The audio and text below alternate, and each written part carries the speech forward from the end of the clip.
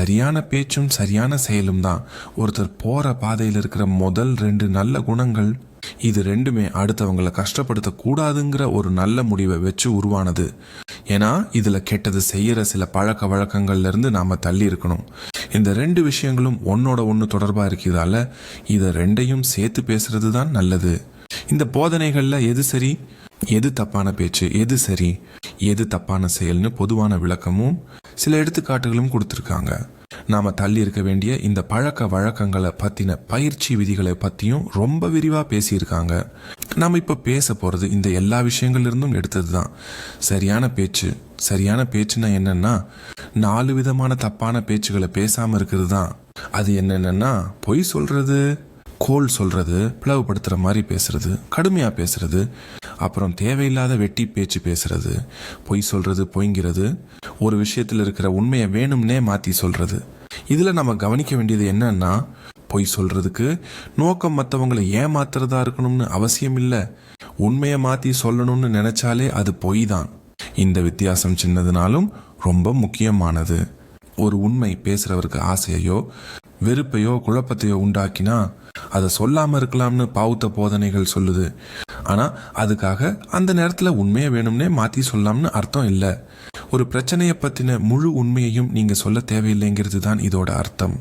ஒருவேளை உங்க பேச்சு கேட்கறவங்கள தப்பா புரிஞ்சுக்க வச்சாலும் மற்றவங்களுக்கு தீங்கு செய்யற உண்மைகளை பேசாம தவிர்த்துடணும். உங்க நேர்மையை காப்பாத்திக்க உங்களோட நல்ல விஷயங்களை பத்தியும் மற்றவங்களோட தவறுகளை பத்தியும் முடிஞ்ச வரைக்கும் கம்மியா பேசுங்க. இந்த 4 விதமான தப்பான பேச்சுல பொய் சொல்றதுக்கு மட்டும்தான் 5 கொள்கைகள்ல ஒரு கொள்கை இருக்கு. இதனால இந்த ஒரு தப்பான பேச்சை மட்டும் எந்த சூழ்நிலையிலையும் முழுசா தவிர்க்கணும். தனக்காகவோ மற்றவங்களுக்காகவோ இல்ல எந்த பரிசுக்காகவோ பொய் சொல்லவே கூடாது. பொய் சொல்றத புத்தர் தப்பான பேச்சிலையும் தப்பான செயல்லையும் ரொம்ப மோசமானதும் அழிவை தரக்கூடியதும்னு நினைச்சாரு. ஏன்னா இது கேட்கறவங்கள உண்மையை தப்பா புரிஞ்சுக்க வச்சு அவங்கள இந்த வாழ்க்கையில மட்டும் இல்லாம அடுத்தடுத்த வாழ்க்கையிலையும் தப்பான வழியில போக வச்சிடும். அது மட்டும் இல்லாம ஒருத்தர் பொய் சொல்றதுல எந்த வெட்கமும் படலைன்னா அவரால் செய்ய முடியாத கெட்ட காரியம்னு எதுவுமே இல்லை. இந்த கொள்கைக்கு பெரிய அர்த்தம் இருக்கு. ஏன்னா சில சூழ்நிலையில பொய் சொல்றத சரின்னு சொல்ல முயற்சி பண்றது கூட பொய் சொல்றதுல வெட்கம் இல்லாதது மாதிரிதான். பொய் சொல்றதுல வெட்கம் இல்லைன்னா அந்த நபர் நம்ப முடியாதவர்னு அவரால் தம்மாவை கத்துக்க முடியாதுன்னு காட்டுது. உண்மை பேசுறது ஒரு மாணவர்கிட்ட புத்தர் எதிர்பார்க்கிற அடிப்படை குணம். நாம போற பாதையில முன்னேற நம்மளோட செயல்களை நாமளே ஆராய்ஞ்சு பார்க்கறதுக்கு இது ரொம்ப முக்கியம். பிளவுபடுத்துற வதந்திகள், கோல் சொல்றதுன்னா ஒருத்தர் ஏ கிட்ட இன்னொருத்தரோட பி தப்பான நடத்தைய பத்தி சொல்லி ஏவோட ஆதரவு வாங்க நினைக்கிறது, இல்லைன்னா ஏக்கும் பிக்கும் நடுவுல சண்டையை மூட்டி விடுறது.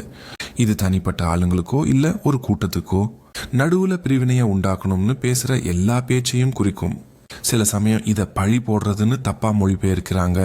ஆனா பழி போடுறதுங்கிறது ஒரு வகையான பொய். ஆனா கோல் சொல்றதுங்கிறது 2 பேருக்கு நடுவுல சண்டையை மூட்டி விடணுங்கிற நோக்கத்தோட நடந்த ஒரு உண்மையை சொல்றதா கூட இருக்கலாம். இதுல நோக்கம் தான் ரொம்ப முக்கியமான விஷயம்னு தெரியுது. ஒருவேளை பியோட நடத்தைக்கு ஏ தான் பொறுப்பு, அதை தடுக்க முடியும். இல்லைன்னா பியோட நடத்தையால யாருக்காவது பாதிப்பு வரும்னா பியோட தப்பான நடத்தைய பத்தி ஏ கிட்ட சொல்றது தப்பான பேச்சு கிடையாது. இதனாலதான் புத்தர் அவர் காலத்தில் இருந்த மற்ற ஆசிரியர்களோட போதனைகளை விமர்சனம் செஞ்சாரு. ஆனா அவரோட பிக்குகள் கிட்ட பேசும்போது மட்டும்தான் பேரை சொல்லி குறிப்பிடுவாரு. வெளியாட்கள் கிட்ட இல்ல. கடுமையான பேச்சுன்னா ரொம்ப மோசமாவும் வெறுப்பாவும் பேசணுங்கிற நோக்கத்தோட பேசுறது. இதை திட்டுறது, குத்தி காட்டுறது, மற்றவங்களை காயப்படுத்துற அல்லது கசப்பான வார்த்தைகளை சொல்றது, மற்றவங்களை அசிங்கப்படுத்துறது, கோபத்தை தூண்டுறது, மன ஒருமைப்பாட்டை கெடுக்கிறதுன்னு விவரிக்கிறாங்க. இதுல குத்தி காட்டுற விஷயத்துல அதிக கவனம் செலுத்துறாங்க. இது மற்றவங்களை கிண்டல் பண்ண, கேலி செய்ய இல்ல அசிங்கப்படுத்தணுங்கிற எண்ணத்துல சொல்ற கருத்துக்களா பார்க்கப்படுது. ஆனாலும் ஒரு டீச்சரோ இல்ல பெற்றோரோ சில சமயம் ஒரு மாணவனோட கவனத்தை ஈர்க்க கடுமையா பேச வேண்டி இருக்கும்னு அது ஏத்துக்குது. அதனால தம்மாவை சொல்றதுக்காக பயன்படுத்துற கடுமையான இல்ல அசிங்கப்படுத்துற வார்த்தைகள் குற்றமா கருதப்படாது. உதாரணமா 2 பிக்குகள் அவருக்கு கெட்டது செய்யற மாதிரி பேசினப்போ புத்தர் அவங்கள பிரயோஜனம் இல்லாத ஆளுங்கன்னு சொன்னாரு. புதுசா ஒரு விதியை உருவாக்குறதுக்கு காரணமா இருந்த பிக்குகள் கிட்டையும் இந்த வார்த்தையை பயன்படுத்தினாரு. தேவகடன் சங்கத்தை கைப்பற்ற கேட்டப்போ அவனையும் மற்ற பிக்குகளையும் எச்சரிக்கை செய்ய புத்தர் அவனை வெறும் வாய்ப்பேச்சுக்காரன்னு சொன்னாரு.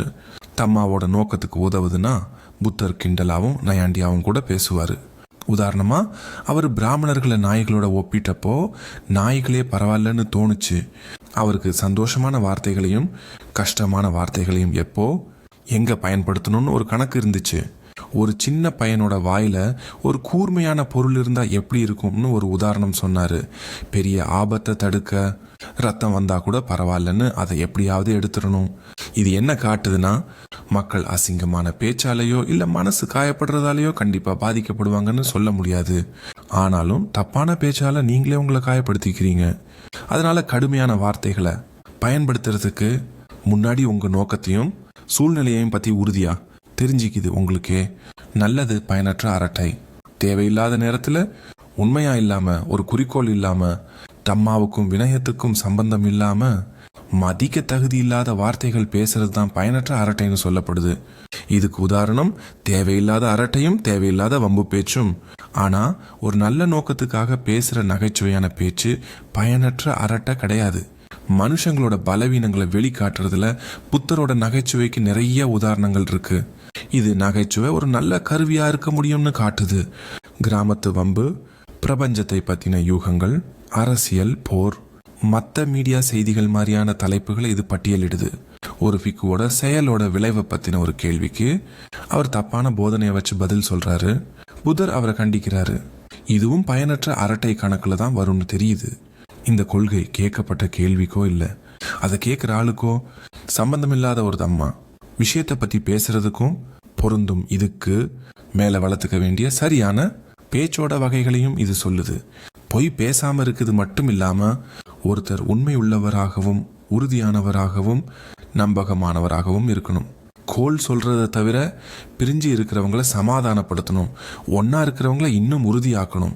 கடுமையா பேசுறதுக்கு பதிலா காதுக்கு இனிமையான, பாசமான, மனசுக்கு பிடிச்ச வார்த்தைகளை பேசணும். தேவையில்லாத அரட்டைக்கு பதிலா மதிக்கக்கூடிய, சரியான நேரத்துல நியாயமான, வரையறுக்கப்பட்ட குறிக்கோளோட சம்பந்தப்பட்ட வார்த்தைகள் பேசணும். இதனால சரியான பேச்சுங்குது கெட்ட பேச்சை பேசாம இருக்குது. நல்ல பேச்சை பேசுறது ரெண்டையும் சேர்த்தது தான் சரியான செயல். சரியான செயல்னா 3 விதமான தப்பான செயல்கள்ல இருந்து தள்ளி இருக்கிறது தான். உயிரை எடுக்கிறது, திருடுறது, தவறான பாலியல் நடத்தை. பொய் சொல்ற மாதிரியே இது எல்லாத்துக்கும் 5 கொள்கைகள்ல சம்பந்தப்பட்ட கொள்கைகள் இருக்கு. இதையும் எல்லா சூழ்நிலைகளையும் முழுசா தவிர்க்கணும். உயிரை எடுக்கிறது, மனுஷங்க, மிருகங்கள், பூச்சிகள்னு எந்த உயிரினத்தையும் வேணும்னே கொல்றது தான் இது. ஒரு செயல் தப்புன்னு சொல்லணும்னா அது ஒரு உயிருள்ள ஜீவன்னு தெரிஞ்சும் உங்க செயலால அது சாகும்னு தெரிஞ்சும் செய்யறதா இருக்கணும். ஒரு அழுக்கு துணின்னு நினைச்சு தெரியாம ஒரு எறும்பு மேல கால் வச்சுட்டா அது கணக்குல வராது. அந்த உயிரினம் கண்ணுக்கு தெரியற அளவுக்கு பெருசா இருக்கணும். அதனால வேணும்னே பாக்டீரியாவை கொல்றது தப்பான செயல் கணக்குல வராது. கொலை பண்றதுக்கு இருக்கிற நோக்கம் ஒரு காரணமா ஏத்துக்கப்படாது. கருணை கொலை மாதிரி விஷயங்கள் தப்பான கருணையால செய்யப்பட்டாலும் அதுவும் தப்பான செயல் தான். புத்தர் இந்த விஷயத்துல ரொம்ப உறுதியா இருந்தாரு. திருடுறது ஒருத்தருக்கு சொந்தமான பொருளை அவங்க அனுமதி இல்லாம திருட்டுத்தனமா இது அவங்களோடதுன்னு தெரிஞ்சே தனக்காக எடுத்துக்கிறது தான் திருடுறது. வினயாவில் இதை பத்தி பேசும்போது திருப்பி கொடுக்கிற நோக்கத்தோட கடன் வாங்குறதோ இல்ல இயற்கையிலிருந்து பொருள் எடுக்கிறதோ இதுல சேராதுன்னு தெளிவா சொல்லி இருக்கிறாங்க. அந்த பொருளோட உரிமையாளர் ஒரு குறிப்பிட்ட நபரா இல்ல ஒரு குழுவா இருக்கணும். தவறான பாலியல் நடத்தை இது ஒரு ஆணோட பார்வையிலிருந்து சொல்லப்பட்டிருக்கு.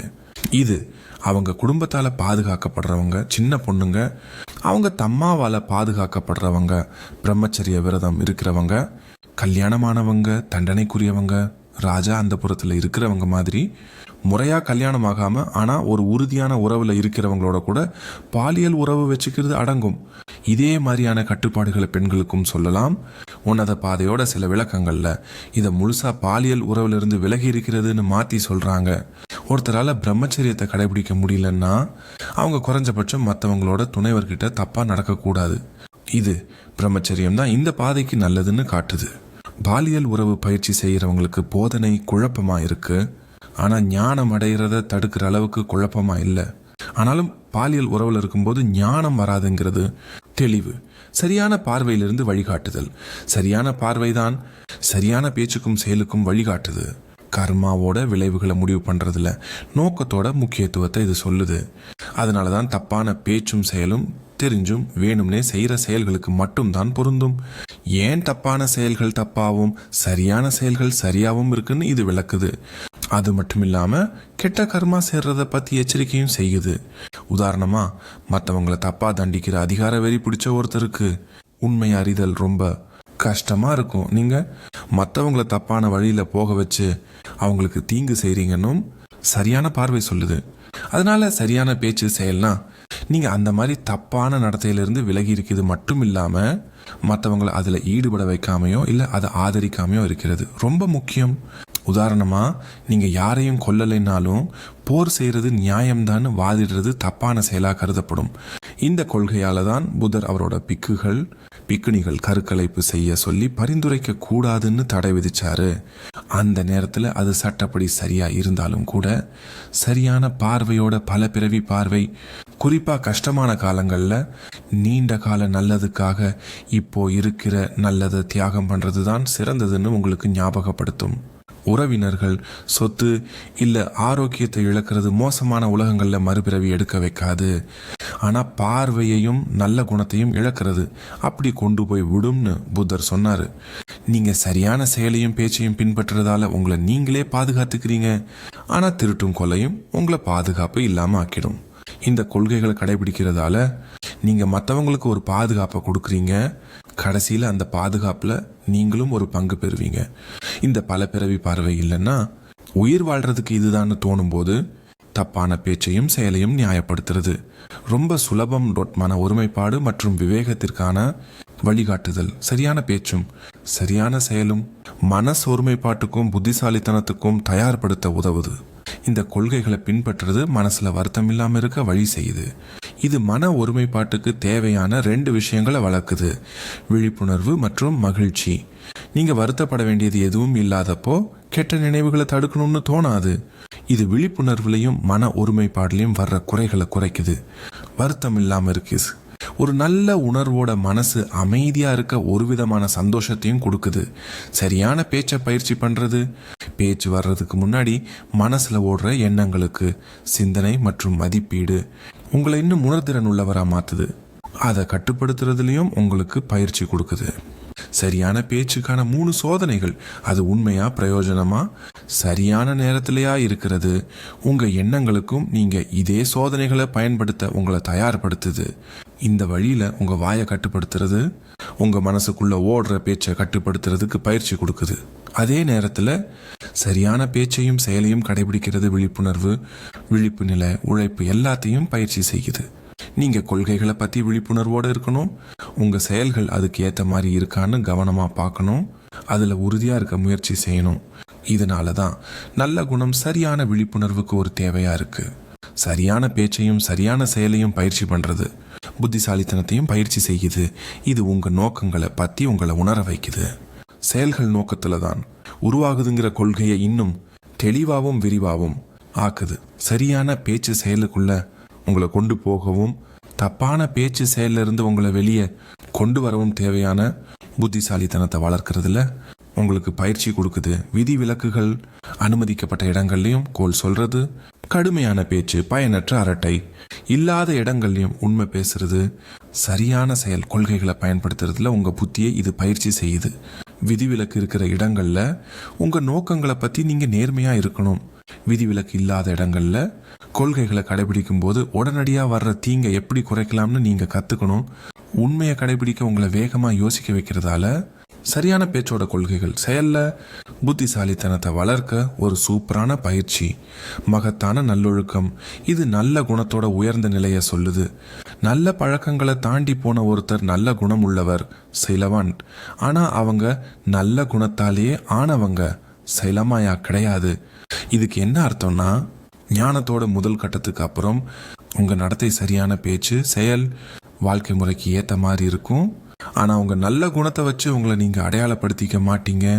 நல்ல குணம் இருக்கிறதுக்காக உங்களை நீங்களே பெருமையா பேசிக்க மாட்டீங்க. இல்ல அப்படி இல்லாதவங்கள தாழ்வா பேச மாட்டீங்க. இது சில பழக்க வழக்கங்கள்ல ரொம்ப ஒட்டிக்காம இருக்க உதவுது. அதே நேரத்துல நல்ல செயல்களோட நன்மைகளை அனுபவிக்கவும், நான் இல்ல என்னுடையது இல்லைங்கிற அடிப்படையில சிந்திக்கவும் உங்களை தயார்படுத்துது.